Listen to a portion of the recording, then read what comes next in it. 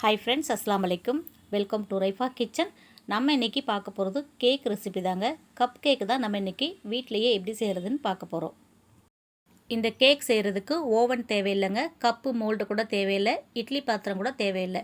வீட்டில் இருக்கிற பொருட்களை வச்சு கடாயிலே இந்த கேக் நான் செஞ்சுருக்கேன். எந்த அளவுக்கு சாஃப்டாக எப்படி இருக்குது பார்த்தீங்களா? டேஸ்ட்டுமே சூப்பராக இருந்துச்சுங்க. குட்டீஸ்க்கு பிடிச்ச மாதிரி இந்த மாதிரி கலர்ஃபுல்லாக கேக் செஞ்சிங்கன்னா கண்டிப்பாக விரும்பி சாப்பிடுவாங்க.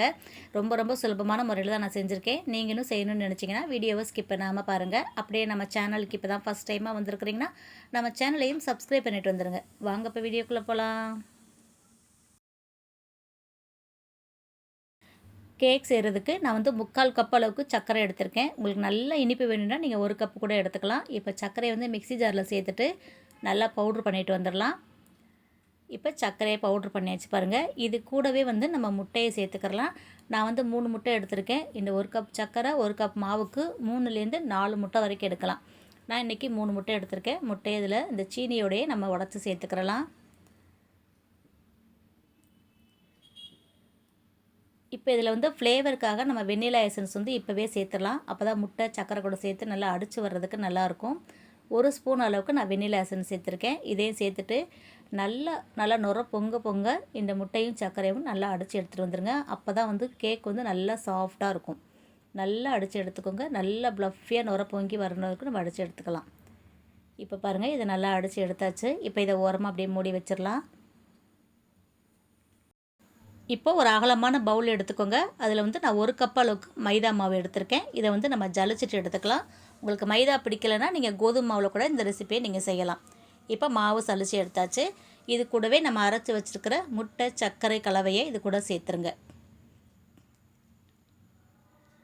இப்போ பேக்கிங் சோடா வந்து ஒரு 1/2 ஸ்பூன் அளவுக்கு சேர்த்துக்கோங்க. இது கூட சோடா உப்பு வந்து ஒரு 1/4 ஸ்பூன் அளவுக்கு சேர்த்துக்கோங்க. நம்ம சேர்த்துருக்க எசன்ஸோட அளவு வந்து உங்களுக்கு கரெக்டாக இருக்கான்னு டேஸ்ட் பண்ணி பாருங்கள். எனக்கு வந்து கரெக்டாக இருக்குது. உங்களுக்கு பத்தாத மாதிரி தெரிஞ்சால் இன்னும் ஒரு 1/2 ஸ்பூன் கூட நீங்கள் சேர்த்துக்கலாம்.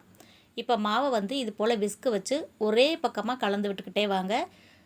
மாற்றி மாற்றி திருப்பிடக்கூடாது. இது மாதிரி ஒரே பக்கமாக ரொட்டேட் பண்ணால் தான் மாவு வந்து நல்லா சாஃப்டாக இருக்கும். கேக் வந்து நல்லா ப்ளஃபியாக புஷ்ஷுன்னு வரும்.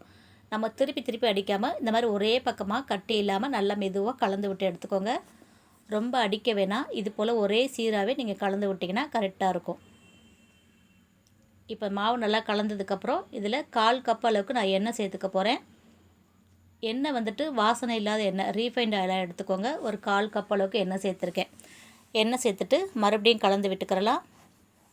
இப்போ இது கூட ஒரு 1/2 கப் அளவுக்கு பால் எடுத்திருக்கேன். கொஞ்சம் கொஞ்சமாக நம்ம சேர்த்து கலந்துக்கலாம். ஏன்னா மாவோட பதம் வந்து ரிப்பன் மாதிரி விழுகணும், கட்டியாக ரிப்பன் மாதிரி விழுகணும். அதனால் ரொம்ப பால் ஊற்றுனீங்கன்னா தண்ணி ஆகிடும். அதனால் கலந்து விட்டுட்டு கரண்டியை வச்சு எடுத்து பாருங்கள். ரிப்பன் பதம் வந்துருச்சுன்னா பாலோட அளவை கட் பண்ணிக்கோங்க. எனக்கு வந்து 1/4 கப் அளவுக்கு பால் வந்து கரெக்டாக இருந்துச்சு. இப்போ பாருங்கள், எல்லாத்தையும் சேர்த்துட்டு நல்லா சாஃப்டான மாவு மாதிரி நம்ம நல்லா கலந்து எடுத்துட்டோம். இதை கரண்டியில் உங்களுக்கு எடுத்து காமிக்கிறேன் பாருங்கள். மடிப்பாக விழுவும். அதுதான் கரெக்டான பதம். இந்த மாதிரி இருந்தால் தான் கேக் வந்து நல்லா சாஃப்டாக இருக்கும். பால் அதிகமானாலும் ரொம்ப மாவு லூஸ் ஆகிடும். இப்போ இந்த கேக் வந்து நான் அந்த டீ கப்பில் தான் செய்ய போகிறேன். நீங்கள் ஒரே கேக்காக செய்கிறதா ஒரு அகலமான கேக் ட்ரேயில் அகலமான கிண்ணத்தில் ஊற்றி கூட நீங்கள் வேக வச்சு எடுக்கலாம். நான் வந்து இந்த டீ கப் எடுத்திருக்கேன். இதில் வந்து எண்ணெய் தடவிக்கலாம். முதல்ல எல்லாத்துலேயும் எண்ணெய் தடவிக்கோங்க.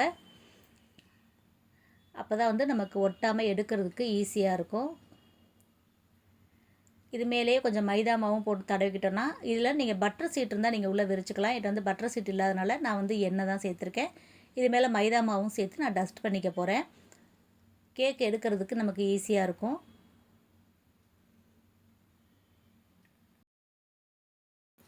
இந்த மாதிரி டீ கப் இல்லைனா வீட்டில் ஏதாவது சின்ன சின்ன கிண்ணம் வச்சுருப்போம் இல்லையா, கிண்ணம் டம்ளர் ஏதாவது இருந்தால் எடுத்துக்கோங்க. பிளாஸ்டிக் மட்டும் வைக்க வேணாம். நம்ம இந்த மாதிரி பேப்பர் கப்பு யூஸ் பண்ணலாம். இல்லை வீட்டில் இருக்கிற சில்வர் கிண்ணங்கள் ஏதாவது யூஸ் பண்ணிக்கலாம். இப்போ மாவு எல்லாம் டஸ்ட்டு பண்ணி எடுத்துகிட்டு நம்ம மாவு ஊற்றிக்கிறலாம். நல்லா ஒரு 3/4 கப் அளவுக்கு வரைக்கும் இந்த மாவு படுற மாதிரி பார்த்துக்கோங்க. ஏன்னா நம்ம மாவு ஊற்றி வச்சு பொங்கி வரும்போது கொஞ்சம் மேலே வரைக்கும் வரும். அந்த அளவு வரைக்கும் நம்ம இதில் மாவு டஸ்ட் பண்ணி எடுத்துக்கிறலாம். இப்போது முதல்ல கடாய் நம்ம சூடு பண்ணி எடுத்துக்கலாம். நான் வந்து ஒரு இரும்பு கடாய் தான் எடுத்திருக்கேன். அதில் உப்பு போட்டிருக்கேன். நீங்கள் உப்பு இல்லை ஆற்று மணல் கிடச்சா கூட நீங்கள் சேர்த்துக்கிறலாம். இப்போ இதை போட்டுட்டு மூடி போட்டு வச்சுருங்க. நல்லா வந்து உப்பு சூடாகணும். இப்போ நம்ம வந்து மாவு எடுத்து கிண்ணத்தில் ஊற்றிடலாம். ஒரு 1/2 கப் அளவுக்கு மட்டும் ஊற்றுங்க.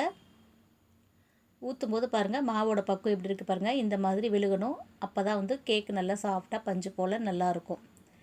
எல்லா கப்புலையும் ஒரே அளவுக்கு ஊற்றிக்கோங்க. நான் வந்து 1.5 கரண்டி அளவுக்கு எல்லா கப்புலையும் நான் ஊற்றுறேன். இந்த மாதிரி எல்லா கப்புலையும் ஊற்றி எடுத்துருங்க.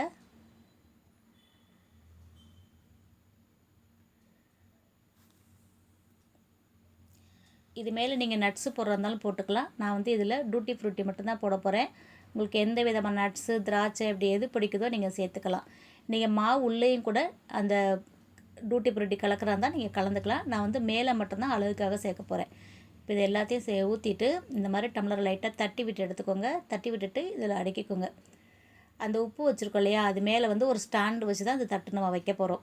நீங்கள் அப்படியே டைரெக்டாக வச்சுட்டிங்கனாக்கா, இந்த உப்பு மேலே இந்த பாத்திரத்தை வச்சுட்டிங்கன்னா சீக்கிரமாக கருகி போயிடும். அதனால் ஒரு பிளேட் வச்சுட்டு தான் நம்ம வைக்கணும்.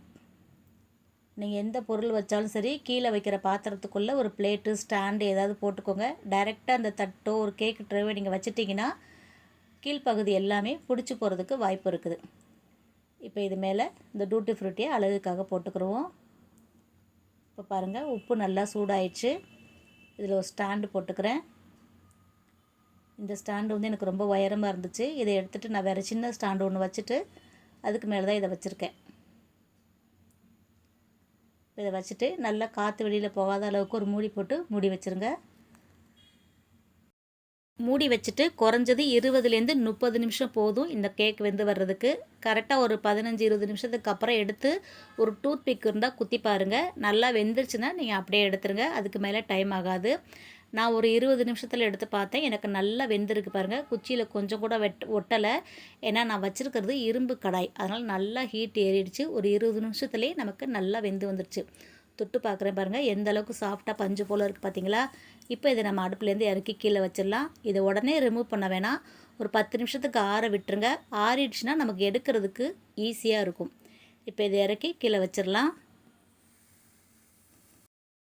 இப்போது நல்லா ஆறிடுச்சு பாருங்கள். இதை நம்ம எடுத்துடலாம். நான் கூட கத்தி வச்சு எடுக்கணுமான்னு இப்படி எடுத்து குத்தி பார்த்தேன். தேவையில்லை. இப்படி விரலை வச்சு அமுக்குனாலே எனக்கு ரொம்ப ஈஸியாக வந்துருச்சு. அப்படியே கவுத்துனோடனே அழகாக வந்துருச்சு பார்த்தீங்களா. அவ்வளோதாங்க, ஈஸியாக வந்துருச்சு பாருங்கள். நானே எதிர்பார்க்கல இந்த அளவுக்கு சாஃப்டாக இவ்வளோ டேஸ்ட்டாக சூப்பராக வரும்னு எதிர்பார்க்கலங்க. ரொம்ப பஞ்சு போல் அருமையாக ரெடி ஆகிடுச்சு பாருங்கள். இதே மாதிரி இப்போ எல்லா கேக்கும் எடுத்துடலாம். நம்ம சேனலில் ஏற்கனவே கேக் ட்ரே வச்சு இட்லி பாத்திரத்தில், கடாயிலலாம் எப்படி செய்கிறதுன்ற வீடியோ நான் அப்லோட் பண்ணியிருக்கேன். ப்ளேலிஸ்ட்டில் கேக் ரெசிபினே கொடுத்துருக்கேன். தேவைப்படுறவங்க செக் பண்ணி பாருங்கள். இப்போ எல்லா கப்பையும் எடுத்தாச்சு. அவ்வளோதாங்க, அருமையான வெண்ணிலா கப் கேக்கு மோல்டு இல்லாமலே, ஓவன் இல்லாமலே வீட்டில் இருக்கிற பொருட்களை வச்சு ரொம்ப சூப்பரான முறையில் டேஸ்ட்டான கேக்கு நம்ம செஞ்சுட்டோம். உண்மையிலே டேஸ்ட்டு சூப்பராக இருந்துச்சுங்க. கண்டிப்பாக அந்த ரெசிபியுமே உங்களுக்கு பிடிச்சிருக்குன்னு நினைக்கிறேன். பிடிச்சிருந்தா நீங்களும் இதே மாதிரி செஞ்சு பாருங்கள். செஞ்சு பார்த்துட்டு எப்படி இருக்குன்னு சொல்லுங்கள். வீடியோ பிடிச்சிருந்துச்சுன்னா லைக் பண்ணிவிட்டு நிறையா ஷேர் பண்ணிவிடுங்க. நீங்கள் லைக் பண்ணி கமெண்ட் பண்ணுற மாதிரியே இப்போ கமெண்ட் பாக்ஸில் ஹைப்னு ஒரு ஆப்ஷன் கொடுத்துருக்காங்க. வீடியோ பிடிச்சிருந்துச்சுன்னா வீடியோக்கான ஹைப்பே மறக்காமல் கொடுத்துருங்க. சேனலை சப்ஸ்கிரைப் பண்ணாமல் பார்த்துக்கிட்டு இருந்தீங்கன்னா அப்படியே சப்ஸ்கிரைப் பண்ணிவிடுங்க. இன்ஷா அல்லாஹ் இன்னொரு வீடியோவில் பார்க்கலாம். Bye friends. அஸ்ஸலாமு அலைக்கும்.